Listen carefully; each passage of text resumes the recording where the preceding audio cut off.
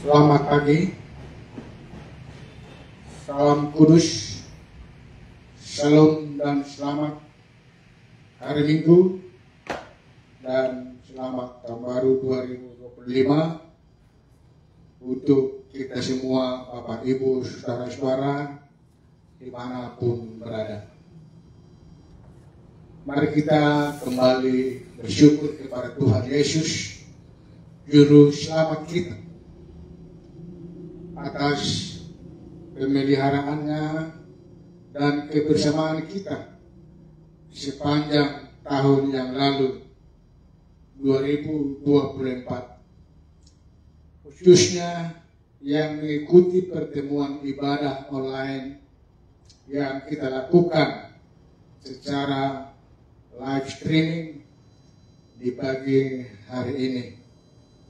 Dan salam jumpa kembali di minggu kedua bulan Januari tanggal 12 2025 ini.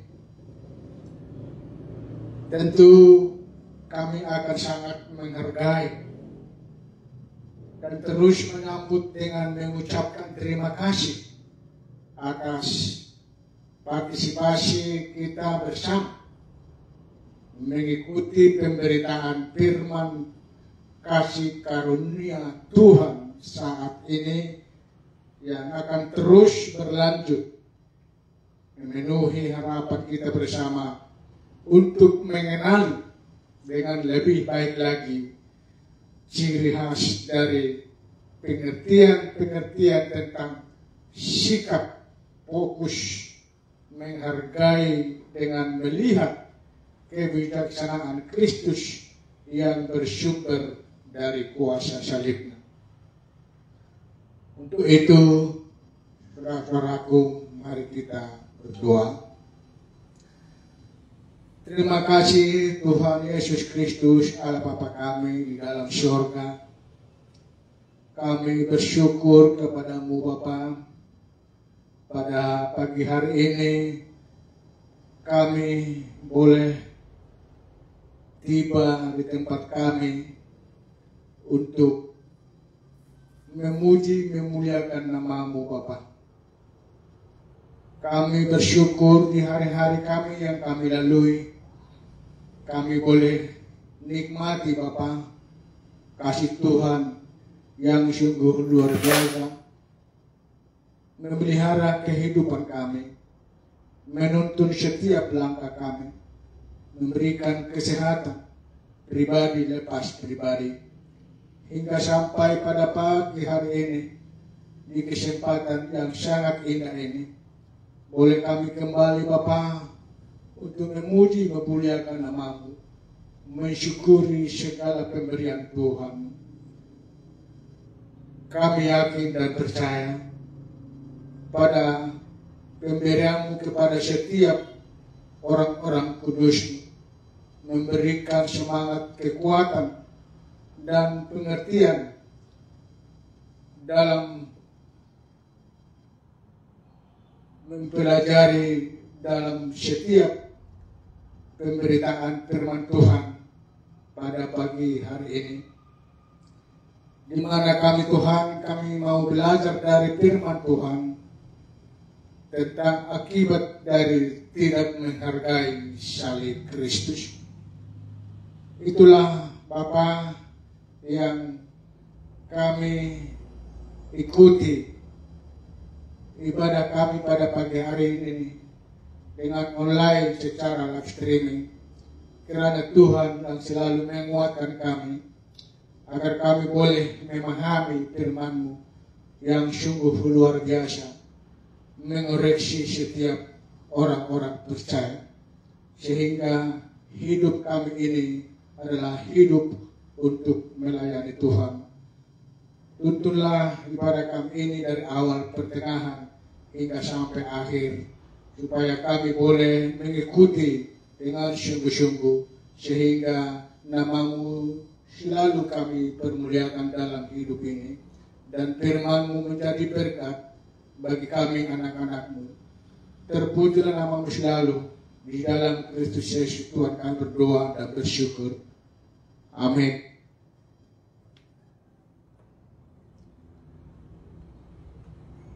Bapak, Ibu, saudara-saudara yang terkasih dalam Tuhan Yesus Kristus,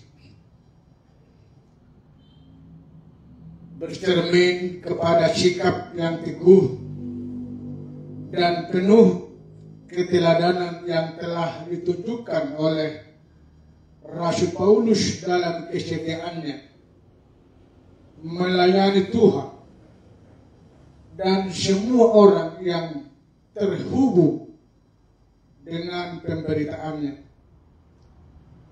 Kita bisa simpulkan bahwa seluruh pelayanannya adalah untuk meninggikan pekerjaan salib Kristus. Apa yang telah Yesus capai di atas kayu salib, itulah yang hendak Paulus beritakan. Dan dia tidak menyimpang dari tujuan yang sangat dalam. Dia sadari mengapa hidupnya diselamatkan oleh Tuhan Yesus. Paulus tidak pernah memanipulasi kebenaran Injil Kristus. Sekalipun orang-orang menganggap sikap seperti itu adalah suatu kebodohan. Namun dia tahu hal itu tidak demikian. Salib Kristus adalah kabar baik bagi semua orang, terutama bagi mereka yang percaya kepadanya. Kebangkitan dan kenaikan Tuhan Yesus sangat erat hubungannya dengan salib Kristus. Dan justru karena Yesus mati di kayu salib, itulah dasar pengampunan segala dosa bagi setiap orang yang mau percaya saat ini. Jadi apa yang telah dicapai oleh Kristus Yesus, itulah yang menjadi pokok-pokok dasar pemberitaan kabar baik yang disampaikan oleh Paulus. Demikian juga dengan kita saat ini. Sekalipun banyak orang yang menganggap berita salib Kristus hanya tentang peristiwa sejarah yang diperingati sekedar rutinitas, namun bagi kita berita salib Kristus adalah pusat seluruh kehidupan kita, menjadi berarti di hadapan Tuhan dan manusia. Nah, untuk itu saudara-saudaraku, untuk itulah kali ini Bapak Ibu saudara-saudara yang dikasihi Tuhan kita Yesus Kristus, saya akan mengajak kita lagi untuk terus fokus bersama-sama menyimak kebenaran firman Tuhan dengan baik.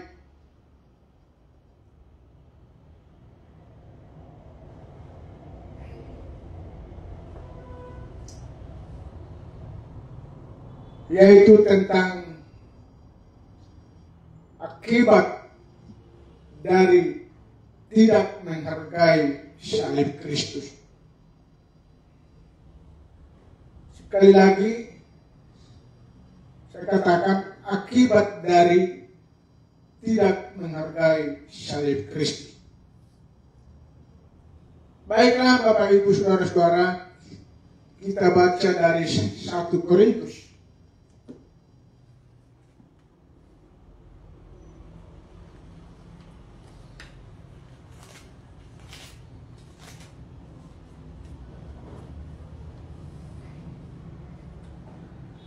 1 Korintus 1 ayat 18 sampai dengan 22. Saya akan membacakannya dan saudara-saudaraku yang lain boleh mengikuti dengan bersama-sama. 1 Korintus 1 ayat 18 sampai dengan 22. Hikmat Allah dan hikmat manusia. Sebab pemberitaan tentang salib memang adalah kebodohan bagi mereka yang akan binasa. Tetapi bagi kita yang diselamatkan, pemberitaan itu adalah kekuatan Allah. Karena ada tertulis, aku akan membinasakan hikmat orang-orang berhikmat, dan kearifan orang-orang bijak akan kulenyapkan. Di manakah orang yang berhikmat? Di manakah ahli Taurat? Di manakah pembantah dari dunia ini? Bukankah Allah telah membuat hikmat dunia ini menjadi kebodohan? Oleh karena dunia dalam hikmat Allah tidak mengenal Allah oleh hikmatnya, maka Allah berkenan menyelamatkan mereka yang percaya oleh kebodohan pemberitaan Injil. Orang-orang Yahudi menghendaki tanda dan orang-orang Yunani mencari hikmat. Demikian firman Tuhan. Bapak Ibu saudara-saudara, firman Tuhan yang baru kita baca, baru kita dengar bersama-sama.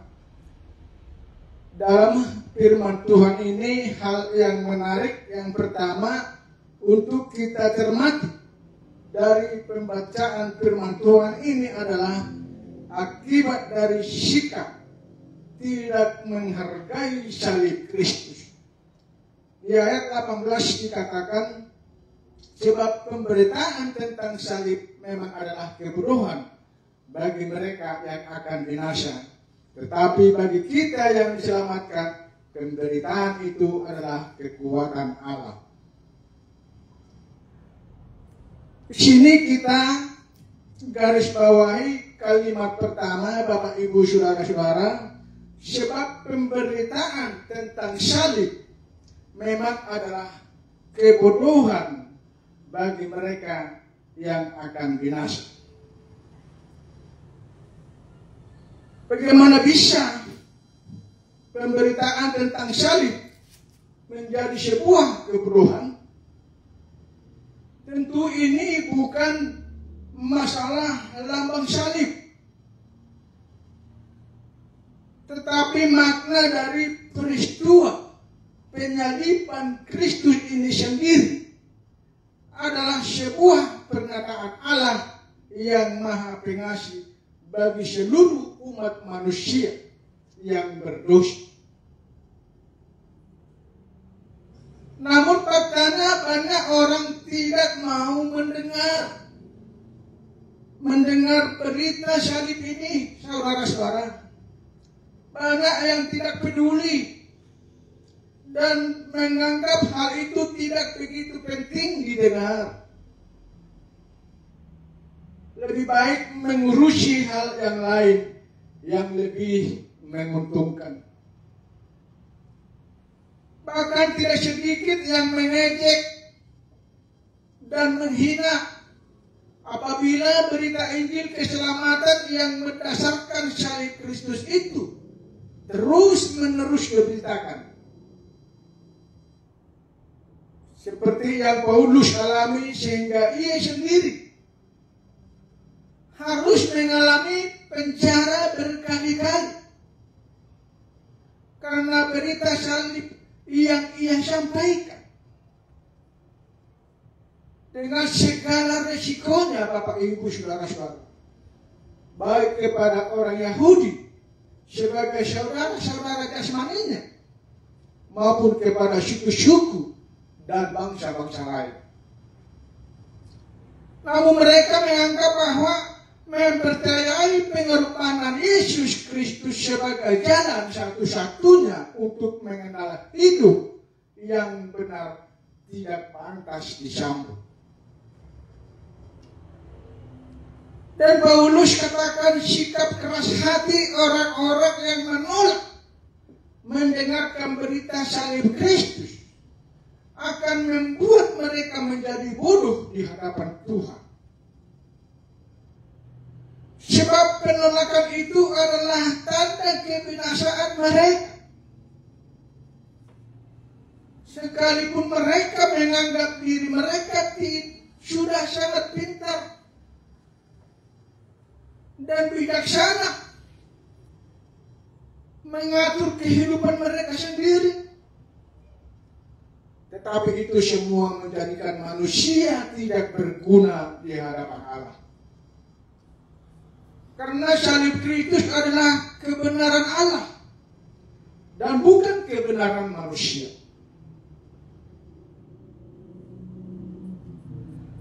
Hal yang kedua yang menarik adalah bahwa berita salib itu mengerjakan hal yang sebaliknya bagi kita yang percaya, yaitu bagi kita yang diselamatkan, pemberitaan itu adalah kekuatan Allah. Bagi kita yang percaya, pemberitaan itu adalah kekuatan Allah. Puji Tuhan, betapa kita hidup bangga di dalam Kristus Tuhan. Sebab kita sekarang mempunyai akses jalan masuk ke dalam seluruh kekuatan Allah yang memampukan dan yang telah menyelamatkan hidup kita sekali untuk selamanya. Sekarang kita bisa percaya penuh dan tanpa ragu-ragu bahwa kita hidup tidak lagi karena mengandalkan kekuatan diri kita sendiri yang banyak keterbatasan, tetapi bergantung pada kekuatan Allah yang tidak terbatas, yaitu melalui iman kepada kuasa salib Yesus Kristus. Itu sebabnya, Bapak Ibu Saudara-saudara, mengapa kita tiada henti-hentinya menyampaikan pesan Injil Kristus kepada semua orang sebagai pertanda juga sekaligus untuk mengajak semua orang untuk mengambil bagian dalam menyaksikan pekerjaan Tuhan yang sempurna dan yang indah ini. Mari kita lihat, Bapak Ibu Saudara-saudara, keadaan kita manusia ketika dulu kita belum diperhitungkan Allah menjadi bagian dari rencana kasih karunia-Nya. Hidup kita benar-benar tidak berarti. Untuk itu mari kita baca dulu dalam firman Tuhan, Bapak Ibu Saudara-saudara, kitab Efesus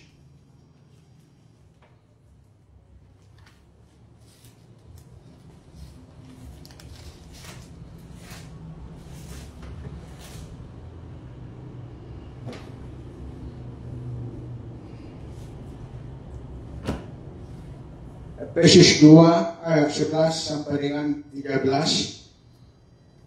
Demikian firman Tuhan, dipersatukan di dalam Kristus.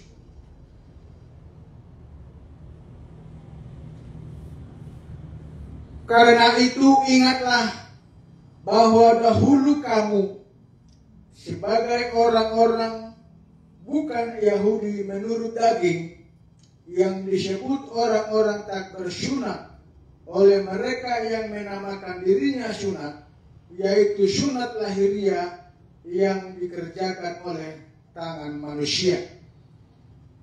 Bahwa waktu itu kamu tanpa Kristus, tidak termasuk kewargaan Israel, dan tidak mendapat bagian dalam ketentuan-ketentuan yang dijanjikan, tanpa pengharapan dan tanpa Allah di dalam dunia. Tetapi sekarang di dalam Kristus Yesus, kamu yang dahulu jauh sudah menjadi dekat oleh darah Kristus. Demikian firman Tuhan.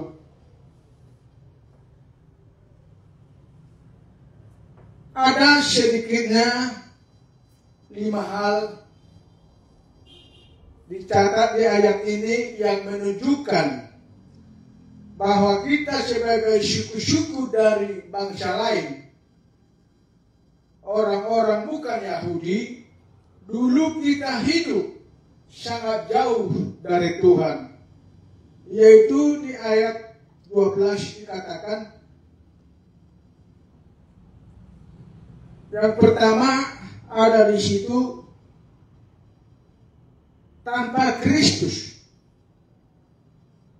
Terus yang kedua, tidak termasuk kewargaan Israel. Yang ketiga, tidak mendapat bagian dalam ketentuan janji Allah. Yang keempat, tanpa pengharapan. Dan yang kelima, tanpa Allah di dalam dunia ini. Namun di ayat 13 dikatakan, tetapi sekarang di dalam Kristus Yesus kamu yang dahulu jauh sudah menjadi dekat oleh darah Kristus. Inilah kabar baik yang sesungguhnya. Inilah damai sejahtera kita selamanya. Tidak heran jika Paulus terus sanggup bertahan melayani Tuhan dengan benar. Sebab kuasa berita salib Kristus memenuhi hati dan pikirannya dengan damai sejahtera. Apakah Bapak Ibu saudara-saudara tidak merindukan kekuatan Allah yang memampukan seperti itu terus nyata dalam setiap hidup kita?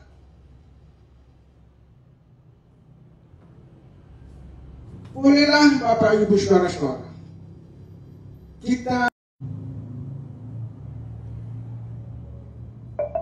karena firman Tuhan inilah yang dapat untuk memampukan kita supaya kita mampu untuk melakukan kehendak Tuhan. Bapak Ibu saudara-saudara, yang menjadi kesimpulan buat kita, apa hal yang perlu atau hal yang menarik menjadi kesimpulan? Yang menjadi kesimpulan kita, Bapak Ibu saudara-saudara, setelah kita mendengarkan kebenaran firman Allah, yaitu tentang bagaimana kita harus menghargai salib Kristus setiap saat dalam kehidupan kita. Mari kita membaca firman Tuhan dari kitab Filipi (2)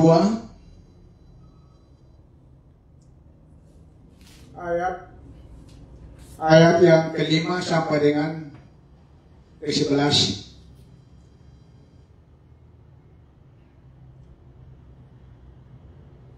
Demikian firman Tuhan, nasihat supaya bersatu dan merendahkan diri seperti Kristus. Di ayat yang ke-5, hendaklah kamu dalam hidupmu bersama menaruh pikiran dan perasaan yang terdapat juga dalam Kristus Yesus, yang walaupun dalam rupa Allah tidak menganggap kesetaraan dengan Allah itu sebagai milik yang harus dipertahankan, melainkan telah mengosongkan dirinya sendiri dan mengambil rupa seorang hamba dan menjadi sama dengan manusia. Dan dalam keadaan sebagai manusia, ia telah merendahkan dirinya dan taat sampai mati, bahkan sampai mati di kayu salib. Itulah sebabnya Allah sangat meninggikan dia dan mengaruniakan kepadanya nama di atas segala nama, supaya dalam nama Yesus bertekuk lutut segala yang ada di langit dan yang ada di atas bumi dan yang ada di bawah bumi, dan segala lidah mengaku Yesus Kristus adalah Tuhan, bagi kemuliaan Allah Bapa. Di ayat 9 dikatakan, itulah sebabnya Allah sangat meninggikan dia, yaitu Yesus. Sebabnya Yesus sangat ditinggikan oleh Allah selamanya adalah karena ia telah rela merendahkan dirinya sampai mati di kayu salib, untuk menanggung semua dosamu dan dosaku sekali untuk selamanya. Maka kita pun akan ditinggikan bersama-sama dengan Kristus untuk selamanya. Sebab kita adalah anak-anak yang telah ditebus dengan darahnya yang kudus, dan kita adalah anak-anak yang dikasihinya untuk selama-lamanya.